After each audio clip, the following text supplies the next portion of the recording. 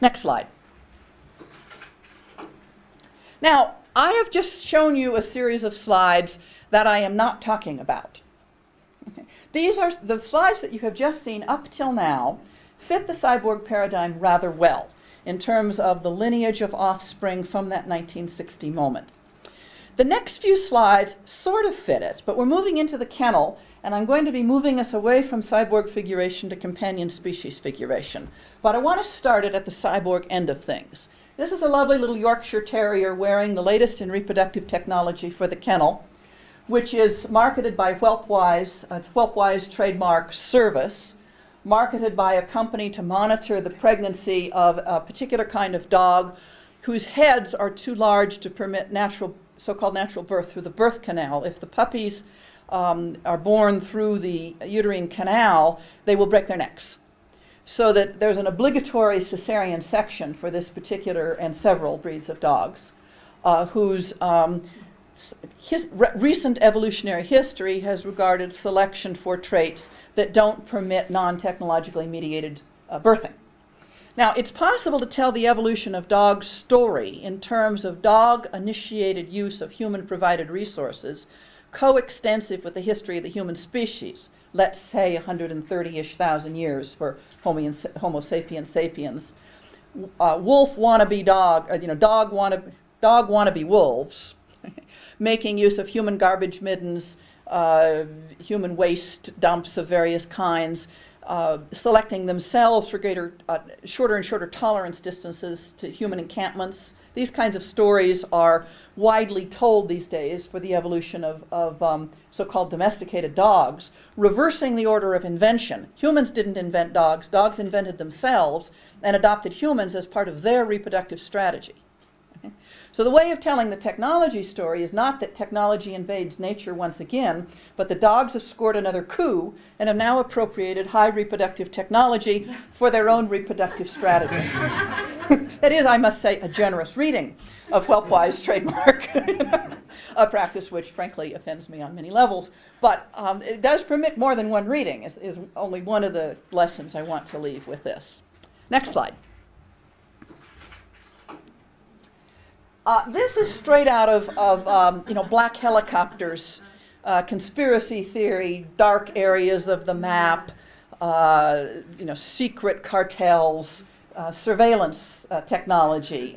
Whoever designed the canine surveillance camera had a very strange sense of humor, or no sense of humor at all, which is far more likely. The canine cam is a little mini television set to set in your kennel, so that if you're a dog breeder, you can keep track of what's happening with your pooches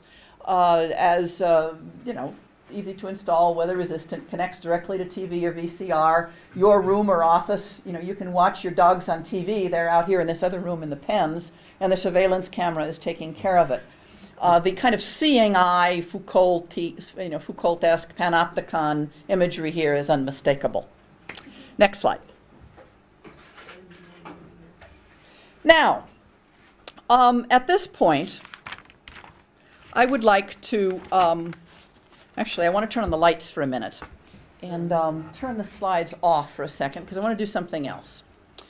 Still staying within the dogs emerging out of cyborg figuration and materialization that I began this lecture with, I want to tell you something about the project to clone pet dogs.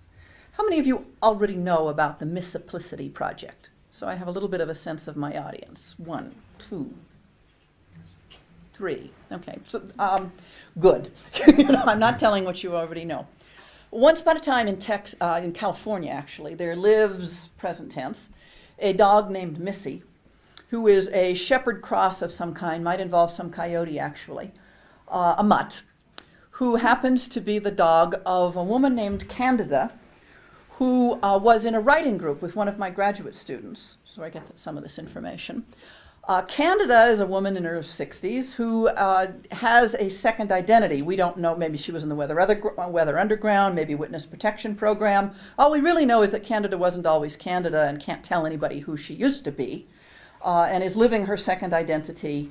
I like to think it was Weather Underground, who knows. Okay.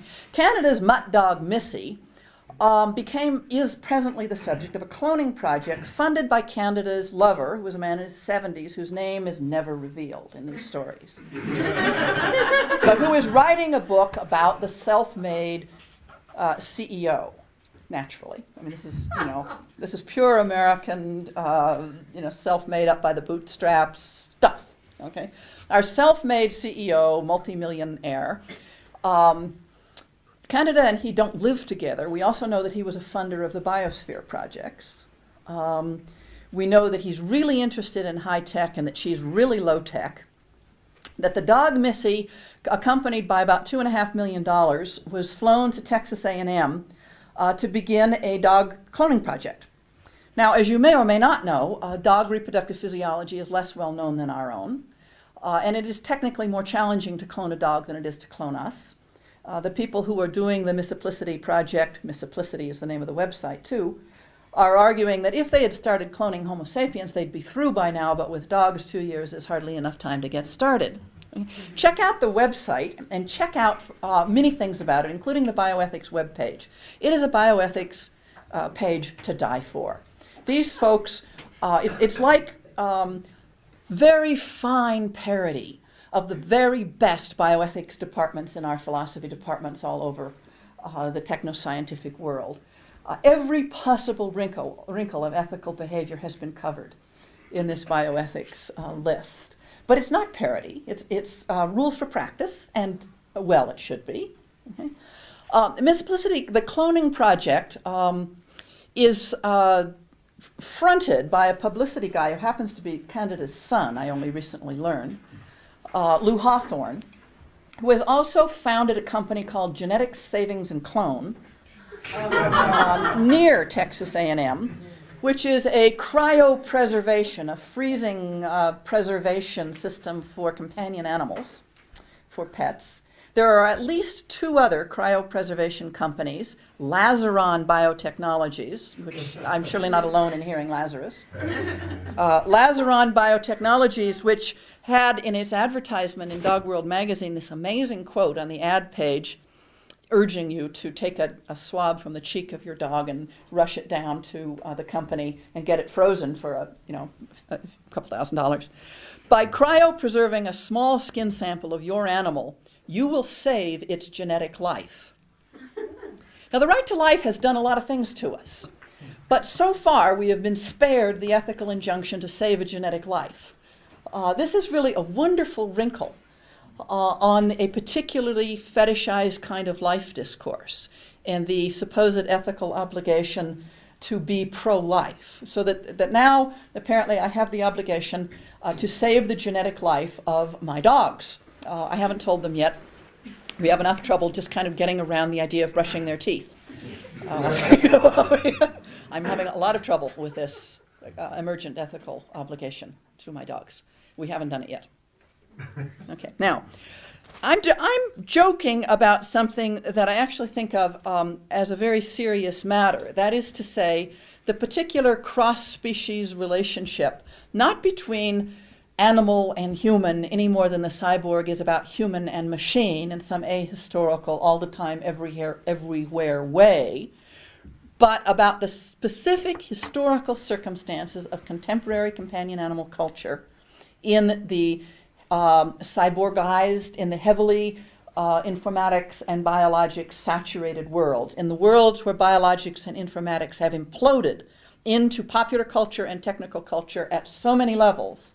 What does the relationship cross-species, in what way does this cross-species relationship constitute both of the partners out of the kind of relationality in question?